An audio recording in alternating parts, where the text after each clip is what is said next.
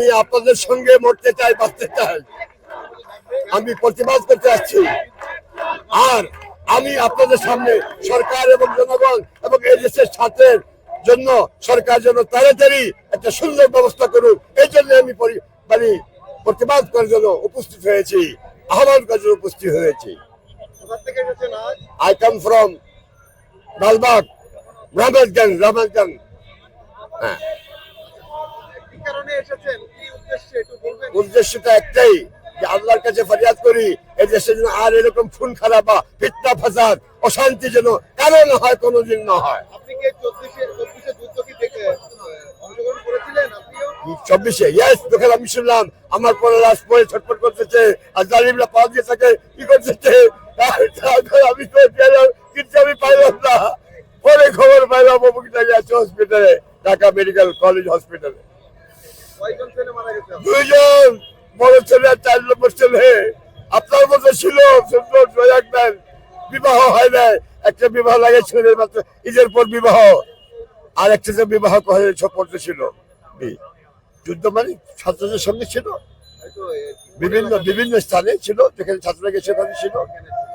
ওখানে গুলি করে মারছে এই জালিম সরকার বাহিনীরা, পুলিশ এবং অন্য যারা ছিল গুন্ডা বাহিনীরা।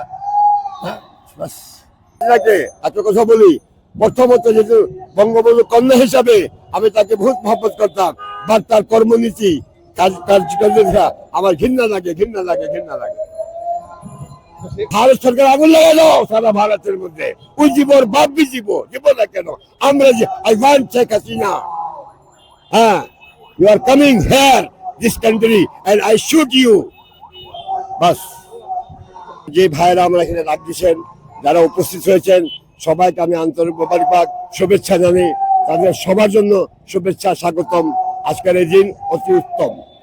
বাবা প্রথমে তো সার্বাদি কলেজে পড়ছে, তারপরে ভার্সিটি ভর্তি হয়েছে, তারপরে তার কি বাস জীবন তো শেষ হয়ে গেল। আর পরে দেখে কি হইব? এই ছাত্ররা কি বাপ কষ্ট করবো, আর ছাত্ররা বড় হয়ে গুলি খেয়ে মরবো? এটা তোমাদের দেশের বিচার। কেমন বাঙালি তোমরা, কেমন মুসলমান তোমরা, কেমন হিন্দু বুদ্ধ খ্রিস্টান?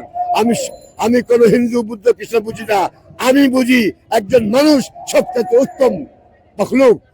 আল্লাহ পাক কোরআনে বলেছেন, ওয়াতিন ওয়াজাইতুনে ওয়াতুর সিনিন ওয়া হাযাল বালাদিল আমিন লাকাদ খালাকনাল ইনসানা ফি আহসানি তাকওয়িম। মানুষ থেকে উত্তম মখলুক আল্লাহ সৃষ্টি করেন নাই। আসমান জমিন 18 মখলুক থেকে সবচেয়ে দামি মখলুক হলো মানুষ। কি বলেন মায়ের আমার? খারাপ বলছি, জোরে বলেন না, খারাপ বলছি? বাস, বয়স 90 ইয়ার্স। আমার দাদার বয়স ছিল 170 বছর, আমার আব্বা যান আলিম ছিলেন 140 বছর, আমি 90 বছর। চলছে 3 ছেলে আছে, 2 ছেলে আছে আর 2 মেয়ে আছে। এক মেয়ে স্বামী মারা গেছে, বাচ্চারা এতিম। 2 নাতি আমার কাছে থাকে, লেখাপড়ার দায়িত্ব আমার ছিল, অত বার হয়ে গেছে। আমি আপনারা যা চান ভালো, আমিও সেটা চাই, আর কিছু চাই না। জনগণ, ছাত্র ভাইরা, এদেশের জনগণের যেটা ভালো চায় আমিও সেটা চাই, আর কিছু চাই। আমি টাকা চাই না, আমি সাহায্য চাই না, আমি কারো করুণ চাই না। আমি আল্লাহর কাছে বিচার দিয়ে দিচ্ছি আর আপনাদের কাছে বাবা কি বলবো, ভালো লাগে না, আল্লাহ আর বলবো না। ধন্যবাদ আপনাকে, সবাইকে ধন্যবাদ। বলেন, আপনার মনে যা তাই বলতে পারেন। আমার মনে দেখুন, আমি রাত্রি ঘুমাই না, আমার বলে আছে আব্বা, আব্বাকে ডাকবে কি বলে আমারে, আব্বা আপনি কই? বাবা আমি তো আছি, অসহায় অবস্থা। তোমরা কোথায়? বলে আব্বা আমি জান্নাতের মধ্যে আছি, জান্নাতের বাগানে পাইচারি করতেছি, জান্নাতের বাগানে পাইচারি করতেছি। এই কথা আমার ছেলে স্বপ্নের মধ্যে মাঝে মাঝে বলে। বুঝলেন না আপনি? আর বলবো না, ক্ষমা চাই সবার কাছে। আমাকে বললো তো, আমি কেমনিটা বলবো এই বয়সের মধ্যে? কি কবিয়া মাথা চুল আছে? কি বলেন আপনি? কিন্তু আমাকে কেউ হেল্প করলো না আজ পর্যন্ত, আর আমি হেল্প চাই না, কিচ্ছু না। আমি তো আমি কি বলে কাজ করবো? আমাকে যাইতেই যায় না। আপনার হলে না যাবো, কথা বলবো। আরে বাবা, যারা থাকে ওখানে ডিউটি করে, এই যান। আপনি কি মনে করেন এই দেশে হাসিনা পড়েছে, হাসিনার শয়তান বাহিনীরা আছে, ওরা এখন সব ডিপার্টমেন্টে ঢুকে আছে, এদেরকে সরান আগে, তবে সত্যিকার বাংলাদেশ হবে। আপনার ঠিকানা বলবেন যোগাযোগ করার জন্য আর কি? আমার ঠিকানা, আমার মোবাইল নাম্বার নিতে পারেন 01993507 123। যে সরকার তো যারা শহীদ পরিবার ছিল তাদেরকে তো অনেক সহযোগিতা করে। আরে বাবা, ভালো কথা। আপনি আসলে না পাওয়ার কারণটা কি? আমি না যাবার কারণ হলো আমি নিজে অসুস্থ, ব্রেন স্ট্রোক হয়ে গেছে, বিয়া কথা বুঝে না। তা আমি তো অচল হয়ে গেছি, তো কেমনে যাবো?